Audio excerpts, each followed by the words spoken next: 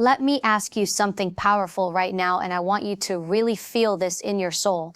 Have you ever sent a message and then stared at your phone, waiting, questioning yourself, rereading what you said, wondering if you came off too strong, too soft, too available? That moment right there, that pause where you start to doubt your worth because of someone's delayed, dry, or dismissive response is exactly when you need to wake up, because what you tolerate in silence becomes your standard in life.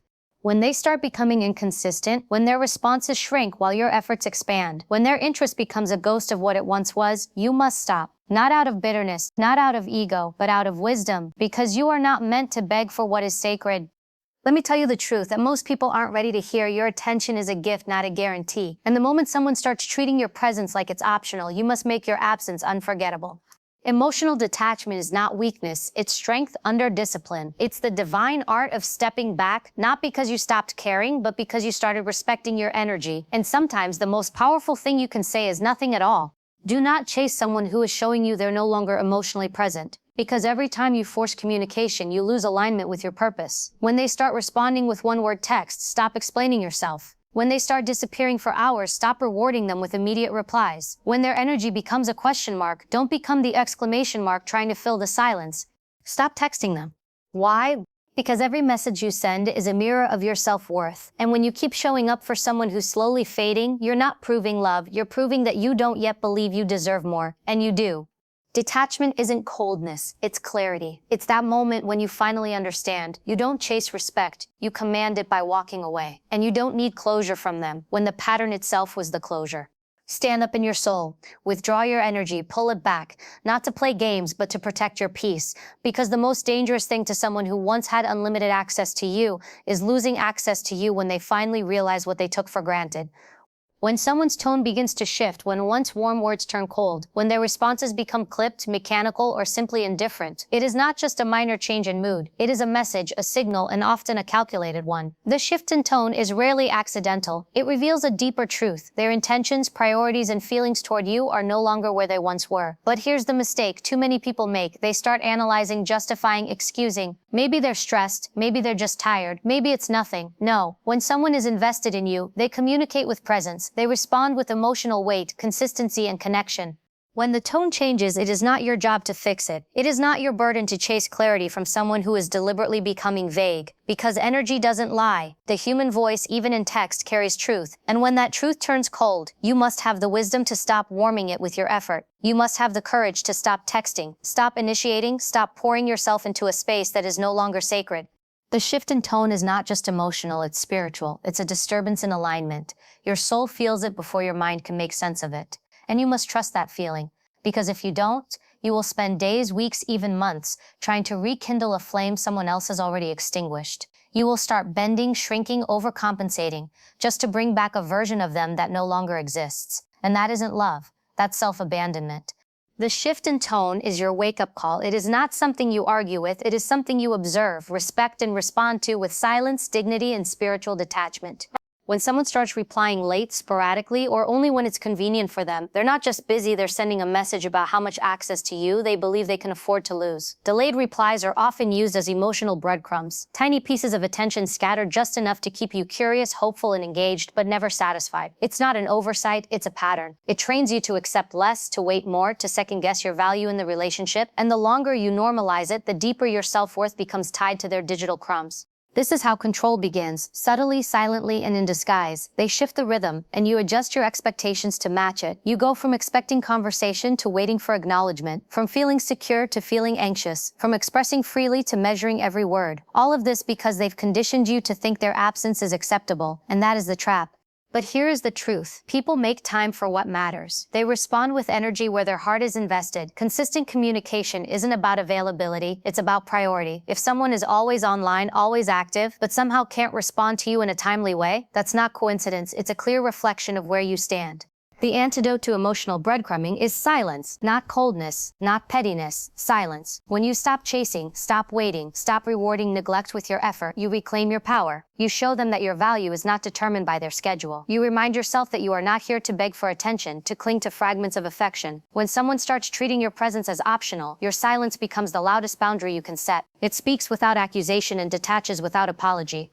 Emotional detachment is often misunderstood. People confuse it with apathy, coldness, or a lack of feeling, but it is none of those things. Emotional detachment is strength. It is the discipline to feel deeply and still not allow your emotions to rule you. It is the wisdom to know when to stay engaged and when to step back, not because you no longer care, but because you finally learn to care for yourself more. Detachment is mastery over reaction. It's the silent decision to no longer let someone else's inconsistency, distance, or silence disturb your inner world.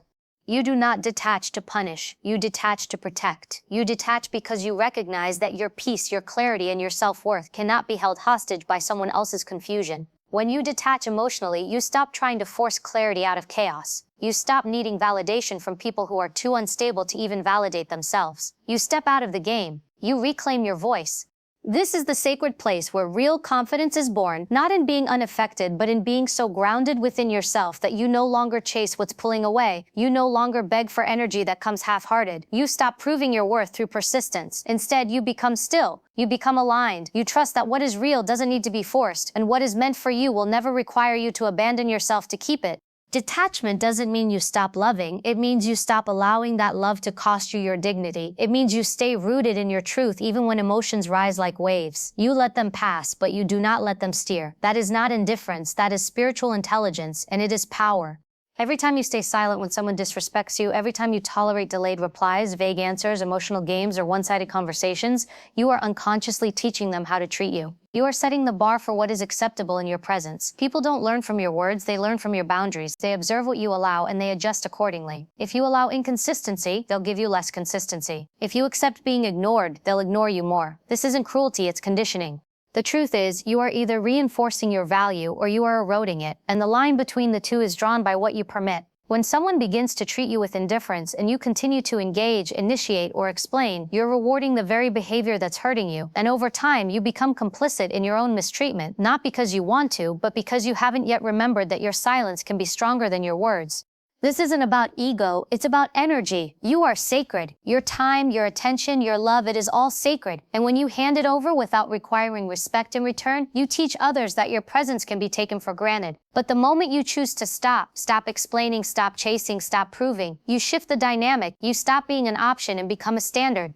Teaching people how to treat you isn't done through confrontation or long speeches. It's done through alignment, through the quiet, powerful act of walking away from anything that asks you to shrink, through the unwavering decision to only engage with what mirrors your self-respect. That's not drama, that's dignity, and dignity, once awakened, refuses to negotiate with disrespect. Inconsistency is not always confusion. It's often control in disguise. When someone goes hot and cold with you, they are setting the tempo. They give just enough to keep you hopeful, but not enough to make you feel secure. One day they're fully present, texting you, engaging, making you feel seen. The next, they disappear, pull back, or become distant. That push and pull isn't an accident, it's a pattern. And it's designed to keep you emotionally dependent on their approval, their return, their next move. This behavior activates your survival response. You start over analyzing, blaming yourself, wondering what you did wrong, and without realizing it, you begin to work harder for connection. You text more, initiate more, accommodate more, not because they've earned it, but because you're trying to get back to the high they gave you in the beginning. That cycle is not love, that's emotional manipulation. When someone is truly confused, they communicate it. They take responsibility for where they're at. But when someone goes silent without explanation and then reappears like nothing happened, they're not confused, they're testing your tolerance, they're seeing if you'll still be there after inconsistency, after silence, after disregard. They're not trying to figure themselves out, they're figuring out how little they can give you while still keeping you around. To keep dancing to this rhythm is to betray your peace. You must recognize the game for what it is and choose to step out of it, not to hurt them, but to honor yourself. Because your nervous system is not meant to be on high alert for someone's next move. Love doesn't make you anxious, it makes you safe. And anyone who uses inconsistency as a weapon doesn't deserve access to your stability. When someone only reaches out when they need something, your attention, your comfort, your validation, it's not connection, it's convenience. You become a source of energy they tap into when they're feeling low, bored, or in need of reassurance. And while it may look like they're still in touch, what they're really doing is using your presence to regulate their own emotions, not to build a genuine relationship with you. You deserve more than to be someone's emotional crutch. Being treated like a convenience is one of the most subtle forms of disrespect. It doesn't always come with cruelty or obvious neglect. It comes cloaked in casual check-ins, surface-level compliments, or sudden warmth when it serves them. And it's easy to mistake that for interest, especially when your heart is involved. But love isn't measured by how often someone shows up. It's measured by the consistency and depth of why they show up. You are not here to be someone's temporary fix. You are not here to fill their emotional gaps or be their distraction from loneliness. You are here to be met with mutual effort, presence, and truth. If someone only values you when it benefits them, that's not a relationship, it's an arrangement, and a one-sided one at that. The moment you begin to feel that you're only being contacted out of convenience, pay attention.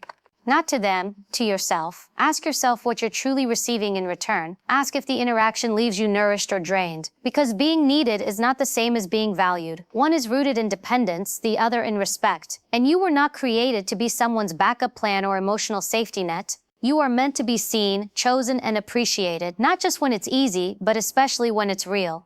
Emotionally secure people do not play games. They don't disappear to gain power. They don't withhold affection to create confusion. They don't measure your worth by how hard you chase them. When someone is emotionally mature, they show up with clarity, not chaos. They communicate directly, not through silence. They don't leave you wondering if you're good enough, worthy enough, or doing too much. That kind of manipulation doesn't exist in people who have done the work to know themselves.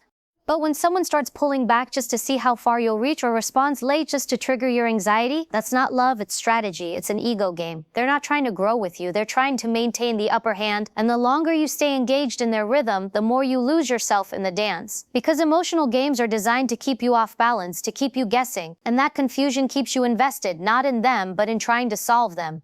But here's the truth, you don't need to play to win. You win by not playing at all. You win by stepping out of the cycle. You win by walking away with your peace still intact. Because someone who truly values you won't risk losing your trust just to feed their ego. They won't test your loyalty by provoking your insecurity.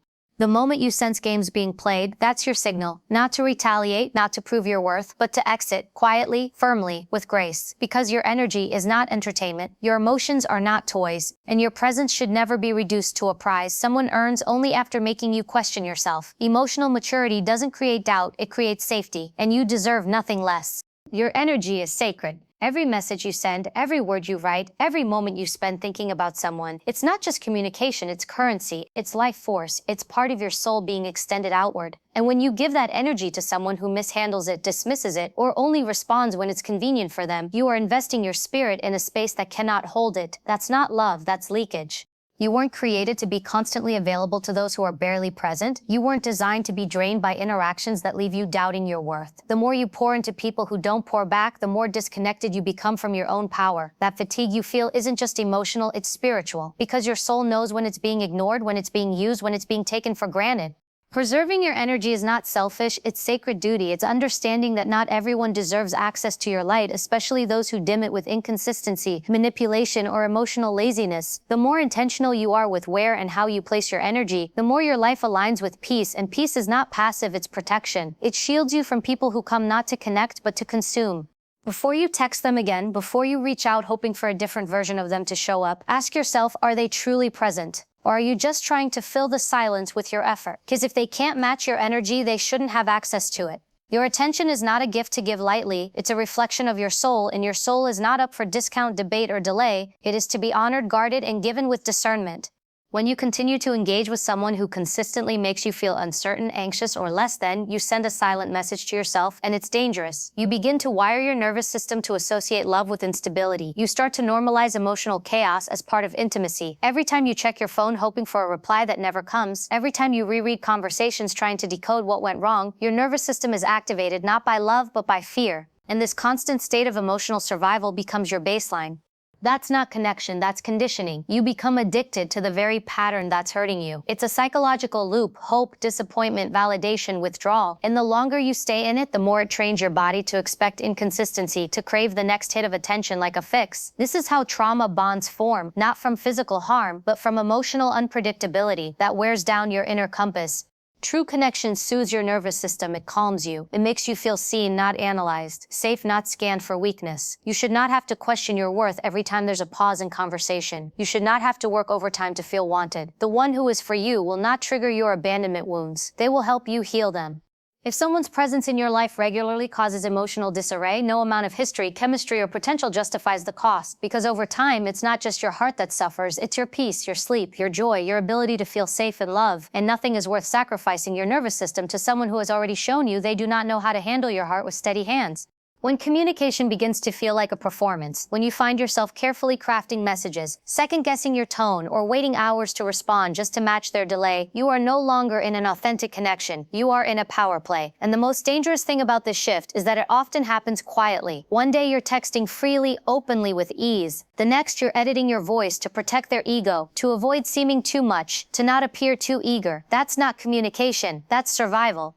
When the dynamic becomes about who cares less, who replies slower, who holds more control, then honesty dies, intimacy dies, because no real connection can exist where people are busy managing perception instead of expressing truth. You were not made to compete for attention, you were made to connect with presence. But when silence becomes a strategy and affection turns into leverage, you begin to mold yourself into someone they'll choose while betraying the someone you truly are.